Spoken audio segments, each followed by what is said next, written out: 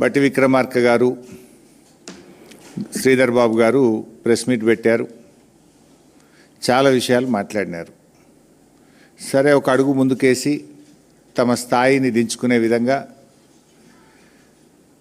నన్ను పట్టుకొని unfit for politics అనేటువంటి మాట బట్టి విక్రమార్క గారు నన్ను ఉద్దేశించి మాట్లాడారు. సరే, బట్టి విక్రమార్క గారు అన్నట్టు నేను అన్ఫిటే కావచ్చు. దేంట్లో అన్ఫిట్?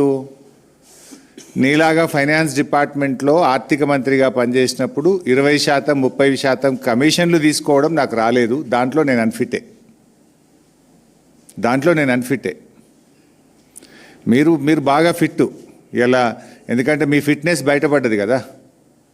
ఫైనాన్స్ డిపార్ట్మెంట్ చరిత్రలో ఏ రోజు కూడా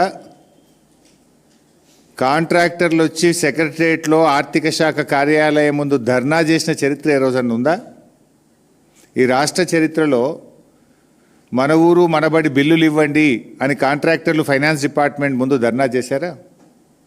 చిన్న కాంట్రాక్టర్లు ఎప్పుడైనా ఫైనాన్స్ డిపార్ట్మెంట్ ముందు గత చరిత్రలో ఏనాడైనా ధర్నా చేశారా? సర్పంచులు, మాజీ సర్పంచులు, మాజీ ఎంపీటీసీలు 10 సార్లు ధర్నాలు చేసి అరెస్టులైన చరిత్ర ఈ రాష్ట్రంలో ఎప్పుడైనా ఉందా? నోరు బారేసుకోవడం చాలా సులువు బట్టి గారు. Give respect and take respect. రాజకీయాల్లో ఫ్రస్ట్రేషన్లో నోరు జారితే మొదటికే మోసం వస్తుంది. సమాధానం ఉంటే చెప్పండి, లేదా మౌనంగా ఉండండి. నోరెందుకు బారేసుకుంటున్నారు?